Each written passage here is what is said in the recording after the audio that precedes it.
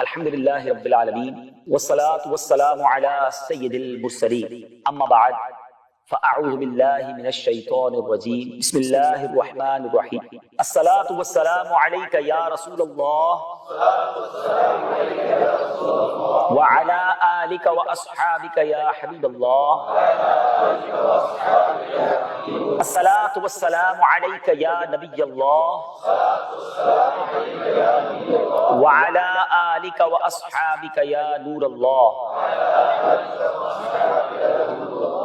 آج جو جس موضوع کو لے کر جس ٹاپک کو لے کر میں حاضر ہوا ہوں یہ بہت امپورٹنٹ بھی ہے اور اس کو سمجھنا بہت ضروری بھی ہے۔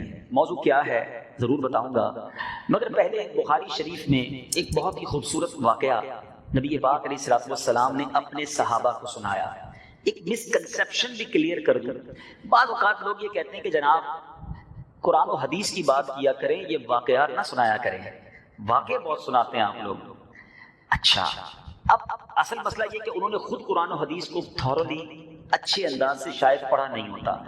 قرآن مجید فرقان حمید میں آلموسٹ 80 سے زیادہ واقعات موجود ہیں، جس کو عجائب القرآن اور غرائب القرآن نامی کتاب میں حضرت علامہ عبد المصطفیٰ ازہری صاحب نے لکھے، اور وہ ایسے امیزنگ، اتنے حیرت ناک اور اتنے عجیب و غریب واقعات ہیں۔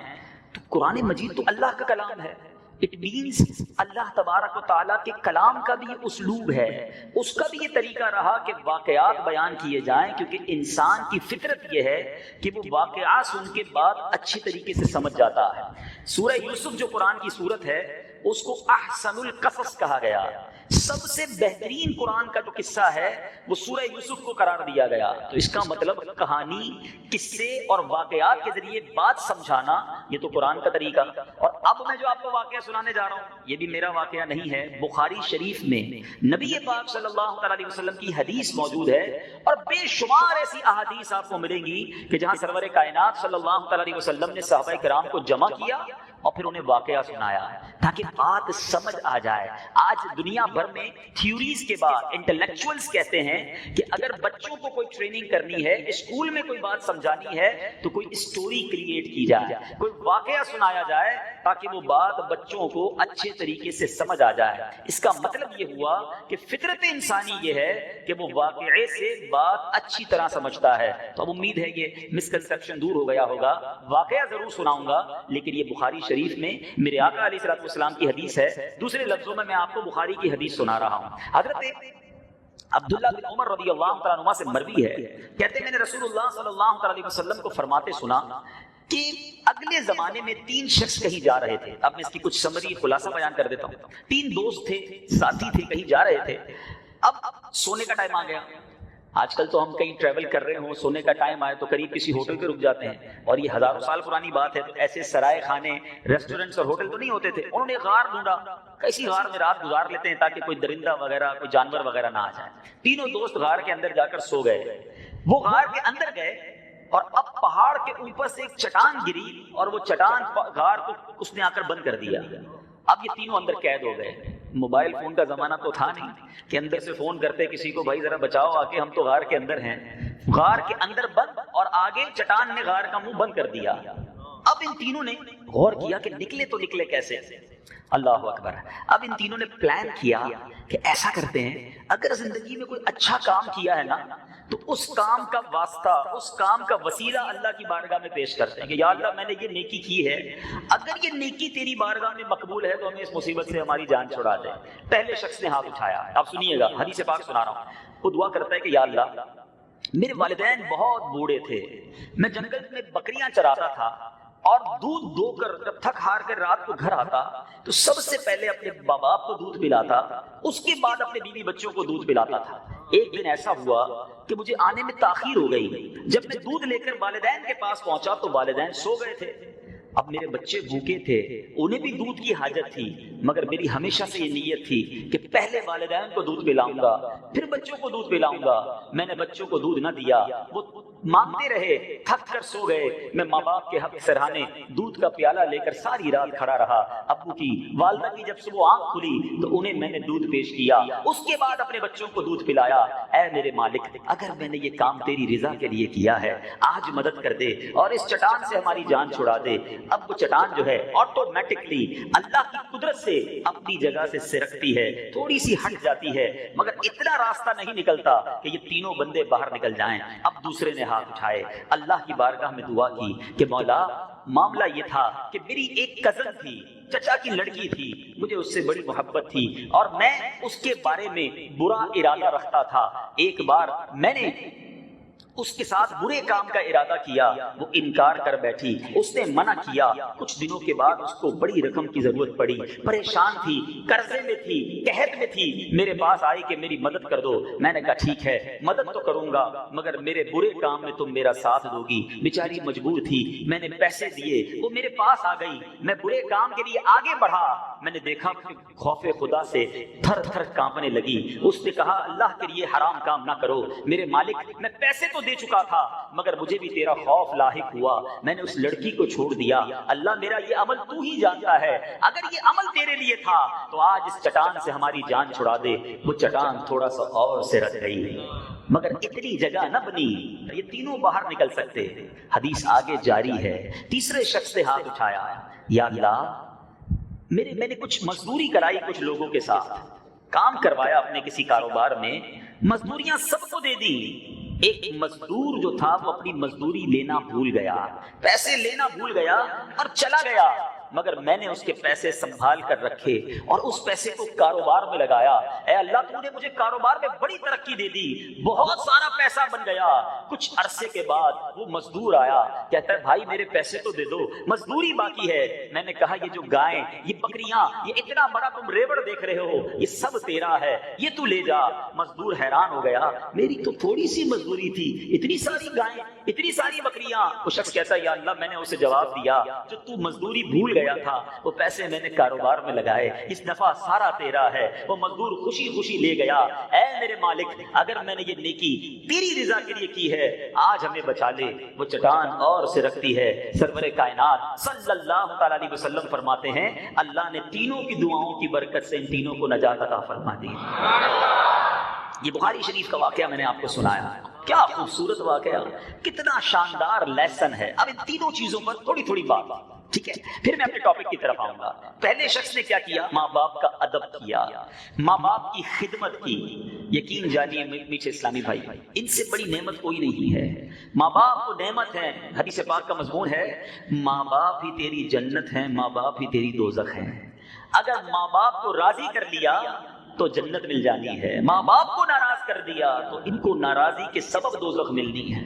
ان کی دعائیں دیجئے، ان کی خدمت کیجئے۔ آج بچہ ماں باپ کی کچھ خدمت کر بھی رہا ہوتا ہے، شادی ہو جائے تو اب ماں باپ کو بھول جاتا ہے۔ نہیں میرے پیچھے اسلامی بھائی، پریورٹی، ترجیح ہمیشہ ماں باپ کو دینی ہے۔ اور یہ وہ صاحبان ہیں، یہ وہ ہستیاں ہیں، آج ہیں تو ہم سب کچھ ہیں۔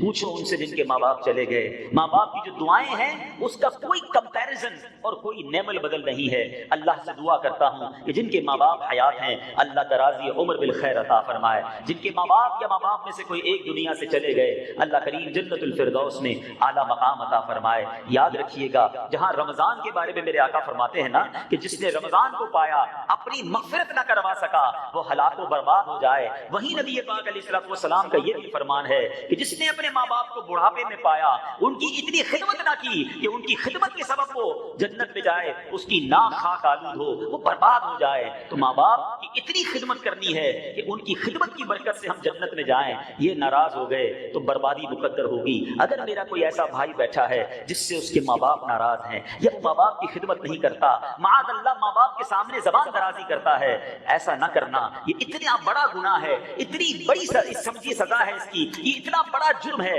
شب برات میں کروڑوں لوگ بخشے جاتے ہیں مگر ماں باپ کا نافرمان، حدیث کے الفاظ ہیں، شب برات بھی نہیں بخشا جاتا۔ اللہ کے نزدیک یہ بہت بڑا جرم ہے۔ آئیے اپنے ماں باپ کو راضی کر لیں اور ان سے محبت سے پیش آئیں۔ دوسرا جو عمل دوسرے شخص نے کیا، ایک لڑکی سے محبت تھی، کنٹرول بھی مل گیا تھا، اب کوئی روکنے والا نہیں تھا، مگر اللہ کے خوف کی وجہ سے پیچھے ہٹ گیا۔ لیکن آج سب کو پتا ہے اللہ دیکھ رہا ہے، مگر موقع ڈھونڈے جاتے ہیں، گناہ کے لیے پلاننگ کی جاتی ہے۔ ہم یہ کیوں نہیں سوچتے کہ آج جو میں گناہ کرنے جا رہا ہوں، ٹھیک ہے دنیا میں کوئی نہیں دیکھ رہا مگر اللہ تو دیکھ رہا ہے نا۔ میں ایک لاجیکلی بات کرتا ہوں، ماشاءاللہ امید ہے سارے روزے رکھیں گے نا انشاءاللہ۔ آپ نے پچھلے سال بھی روزے رکھے ہیں، گرمی کے دن ہیں، عصر کا وقت ہو گیا ہے، سوکھی پیاس ہے، تھکن سے بندہ چور چور ہے، گھر گیا، گھر میں کوئی نہیں، فریج کے اندر ٹھنڈا پانی بھی پڑا ہے، افطار کے لیے ٹھنڈا فروٹ بھی گھر والوں نے کاٹ کے رکھا ہے۔ کوئی آپ میں سے ایسا ہے جس نے اکیلے میں جا کر تھوڑا سا ایک گلاس پانی پی لیا ہو؟ کوئی نہیں دیکھ رہا نا، ایک دو یار تربوز کے 2 پیس ہی کھا لو، بہت پیاس لگی، کوئی دیکھ تو نہیں رہا، کیوں نہیں کرتے؟ آپ جواب دیں گے اللہ دیکھ رہا ہے، کوئی نہیں دیکھ رہا مگر اللہ دیکھ رہا ہے۔ اکیلے میں بھی کھاؤں گا تو روزہ ٹوٹ جائے گا۔ کمال دیکھیں، یہ روزہ میرا اور آپ کا ایمان کی طرح مضبوط کر دیتا ہے۔ پوری کائنات میں جتنے مسلمان روزہ رکھتے ہیں، بچے سے لے کر بڑے تک، کوئی افطار سے پہلے پانی نہیں پیتا، چاہے کوئی دیکھ رہا ہو یا نہ دیکھ رہا ہو۔ کیوں؟ اللہ دیکھ رہا ہے۔ اب میرا ایک سوال ہے، پانی پینا، فروٹ کھانا سحری کا وقت ختم ہونے سے پہلے تو جائز تھا نا؟ افطار کا وقت آ جائے گا پھر بھی جائز ہے۔ آپ اللہ دیکھ رہا ہے اس لیے روزے میں حلال چیزیں چھوڑ رہے ہیں۔ میرا سوال یہ ہے کہ پھر حرام کام کرتے وقت یہ خیال کیوں نہیں آتا کہ اللہ دیکھ رہا ہے؟ جوا کھیلتے وقت، شراب پیتے وقت، فلمیں ڈرامے دیکھتے وقت، اللہ کی ناراضی والا کام کرتے وقت مجھے اور آپ کو یہ خیال کیوں نہیں آتا کہ اللہ دیکھ رہا ہے؟ یہ رمضان بیوٹیفل ہماری ہیبٹ بنانے آ رہا ہے۔ روز افطار سے پہلے بہت جی چاہتا ہے پانی پینے کو، مگر رکے رہتے ہیں، گھڑی پر نظر ہے، اس سے پہلے پی لوں گا تو اللہ دیکھ رہا ہے۔ اے کاش میرا اور آپ کا یہ ذہن بن جائے کہ ساری زندگی دل پر یہ نقش ہو جائے کہ جب بھی گناہ کرنے کا جی چاہے، جب بھی برائی کی طرف جانے کا جی چاہے، مجھے اندر سے ایک الارم بجے کہ اللہ دیکھ رہا ہے۔ اس شخص نے یہی تو کیا نا، تو لڑکی پر قابو پا لیا تھا مگر اللہ دیکھ رہا ہے اس لیے گناہ سے باز آ گیا۔ تیسرا شخص، کیا امانت، کتنی خوبصورت اس نے امانت جو ہے وہ ادا کی کہ مزدور کی مزدوری بھی سنبھالی اور اس کو اور بڑھا کر دیا۔ آج تو ذہن یہ ہے جناب کسی کے پیسے اگر وہ بھول گیا ہے چلو ہمارے ہی ہو گئے، اب کیا بتانا اس کو، حساب میں غلطی ہو گئی، یہ میرے ہی ہو گئے ہیں۔ لوگ لاکھوں روپے ہڑپ کر جاتے ہیں، یہ نہیں سوچتے کہ ایک دن ہوگا جب مظلوم کا ہاتھ ہوگا اور ظالم کا گریبان ہوگا۔ امام عشق و محبت، مجدد دین و ملت، فرمانا ہے شمع رسالت، میرے آقا نعمت امام احمد رضا خان علیہ رحمت الرحمان فرماتے ہیں جو کسی کے 3 پیسے، I am not talking about million rupees، لاکھوں روپے کی بات نہیں ہو رہی، صرف 3 پیسے اگر کوئی کسی کے جان بوجھ کر دبا لے، اعلیٰ حضرت لکھتے ہیں اس بندے کو ان 3 پیسوں کے بدلے 700 مقبول با جماعت نمازیں دینی پڑ جائیں گی۔ 3 پیسوں کے بدلے ادھر ہزاروں روپے، لاکھوں روپے ہڑپ کر جاتے ہیں۔ اچھا کوئی بیچارہ کاروباری لوگ بیٹھے، اس لیے میں ایک ایگزامپل کے ذریعے سمجھاتا ہوں۔ مثال کے طور پہ آپ کے پاس کوئی پیسے مانگنے آیا، اس کا بل تھا 25,225 روپے، آپ نے کہا چلو بھائی یہ 25,000 لے جاؤ، 225 ختم ہو گئے۔ کیسے ختم ہو گئے؟ اس کی اجازت تو نہیں ہے نا، اس کا دل تو نہیں ہے۔ ہاں آپ کہتے ہیں مجھے کہتا ہی کچھ نہیں، وہ کیا کہے گا، آپ نے زبردستی کر دی ہے۔ اگر وہ راضی نہیں ہے تو ان 225 روپوں کا آپ کو جواب دینا پڑے گا۔ یاد رکھیے ہمارے پیسے کسی کے پاس زیادہ چلے جائیں اچھا ہے، کسی کے ہم پر نہ نکلیں، ورنہ ایسا نہ ہو کہ قیامت کے دن جواب دینا بھاری پڑ جائے۔ امانت ہے اسے پوری کیجیے۔ اگر کسی کے حساب میں غلطی ہے، بعض اوقات ہوتا ہے ہم حساب ملاتے ہیں، ہمیں لگتا ہے پیسے تو اس کے ہماری طرف نکلتے یہ بھول گیا ہے، اس کے پاس انٹری نہیں ہے، ہم کہتے ہیں چلو ختم آپ کا حساب ٹھیک ہے۔ نہیں، اگر آپ کو یقین ہے کہ یہ اس کے پیسے ہیں تو اسے لوٹائیے۔ آج نہیں لوٹاؤ گے کل کدھر سے دو گے؟ اللہ کرے دل میں اتر جائے میری بات۔ میرا یہ 3 موضوع کو میں نے کچھ آپ کو مزید ایکسپلینیشن دی۔ اب جو میرا امپورٹنٹ ٹاپک ہے آج کا، ان تینوں نے کیا کیا؟ ان تینوں نے اللہ سے دعا مانگی۔ آج دعا کے بارے میں کچھ سیکھنا ہے کہ دعا کمال کا کام ہے، ایسی بڑی عبادت ہے، اتنی امپورٹنٹ عبادت ہے، چونکہ ماہ رمضان کی آمد ہے، استقبال ماہ رمضان کا یہ اجتماع ہے، اس مہینے میں دعائیں مانگنی ہیں، التجائیں کرنی ہیں، یہ مانگنے کا، گڑ گڑانے کا مہینہ۔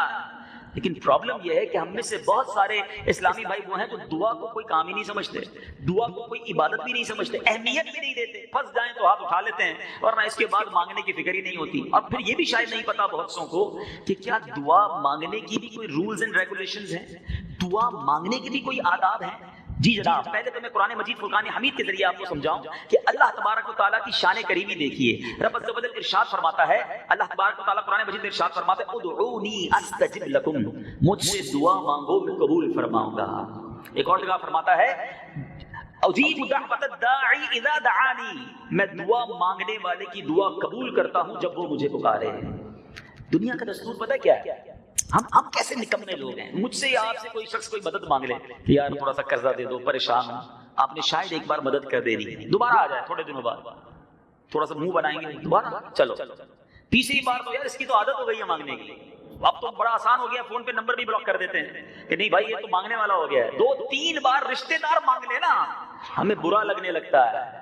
میرے رب کی شان کریمی دیکھو، جو جتنا مانگتا ہے رب اس کو اتنا پسند فرماتا ہے، جتنا مانگو اسے اچھا لگتا ہے۔ بلکہ میں بڑی عجیب بات بتانے جا رہا ہوں جو شاید آپ نے نہ سنی ہو۔ اللہ تبارک و تعالیٰ قرآن میں ارشاد فرماتا ہے جو لوگ میری عبادت سے تکبر کرتے ہیں عنقریب جہنم میں جائیں گے ذلیل ہو کر۔ یعنی کچھ لوگ دعا مانگنے میں بھی اپنے آپ کو کمتر فیل کر رہے ہوتے ہیں، دعا مانگنے میں بھی تکبر ہوتا ہے، یار میں ہاتھ اٹھاؤں، میں سر جھکاؤں، میں آنسو بہاؤں۔ ارے اللہ کے بندے رب سے نہیں مانگے گا تو مانگے گا کس سے؟ اللہ تبارک و تعالیٰ کی شان کریمی دیکھو کہ جو جتنا مانگتا ہے رب اتنا پسند فرماتا ہے۔ سبحان اللہ۔ نبی پاک علیہ الصلوۃ والسلام فرماتے ہیں، اب حدیثیں سننی ہے، میں نے قرآنی آیات سنائی، اب حدیثیں سنو۔ میرے آقا علیہ الصلوۃ والسلام فرماتے ہیں اللہ فرماتا ہے، گویا حدیث قدسی ہے، میں اپنے بندے کے گمان کے پاس ہوں، جو اس کی امیجنیشن ہے اللہ کے بارے میں، اللہ فرماتا ہے میں اس کے پاس ہوں، یعنی وہ جیسا مجھ سے گمان رکھتا ہے میں ویسا اس کے ساتھ کرتا ہوں۔ کچھ لوگ ایسے عجیب ہیں جو اللہ سے بھی بدگمانی کر رہے ہوتے ہیں، نہیں بھائی میری اللہ نے نہیں سننی ہے،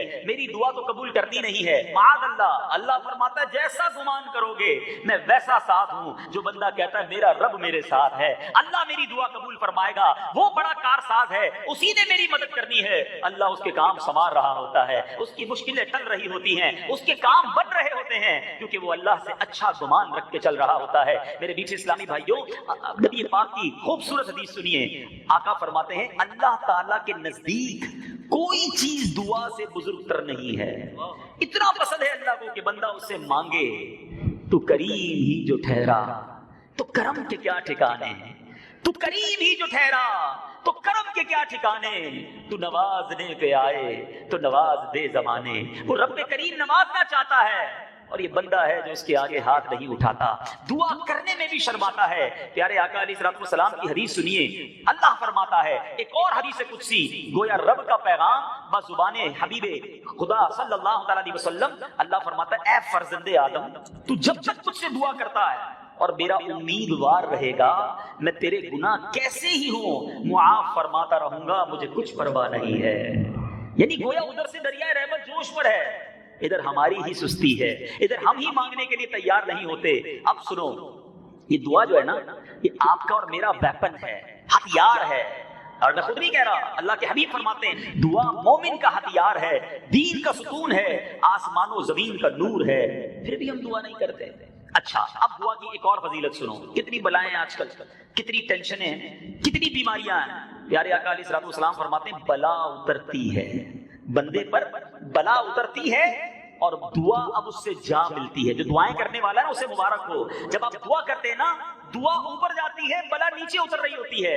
آقا فرماتے ہیں دونوں کشتی لڑتے ہیں، انٹرسیکٹ کرتی ہے دعا بلا کو، نہیں اترنے دیتی دعا بلا کو بندے پر، اور یہاں تک کہ قیامت آ جاتی ہے۔ بلاؤں کو اترنے سے روکنے کا نسخہ جو ہے یہ دعا ہے۔ تو خوش نصیب ہیں جو دعا مانگتے ہیں، روز مانگتے ہیں اور دل و جان سے مانگتے ہیں۔ تو یہ کئی چند فضائل بیان کر دیے۔ اب ہو سکتا ہے کوئی کہے یار بات تو ٹھیک ہے مگر 25 سال ہو گئے دعا مانگتے ہوئے، مسئلہ ہی حل نہیں ہوتا، اولاد کی دعا کر رہا ہوں، مانگی جا رہا ہوں، اولاد تو ملی نہیں ابھی تک، کب سے دعا کر رہا ہوں یا اللہ کرائے کے گھر میں ہوں اپنا گھر مل جائے، 25 سال سے دعا کر رہا ہوں، گھر وہی کا وہی ہے، میری والد صاحب بیمار ہیں ٹھیک ہی نہیں ہو رہے۔ تو اب میں دعائیں تو کرتا ہوں لیکن دعا تو جو مانگ رہا ہوں وہ تو ملتا نہیں۔ آپ کہتے ہیں مانگی جاؤ ملتا رہے گا، بیوٹیفل کوسچن۔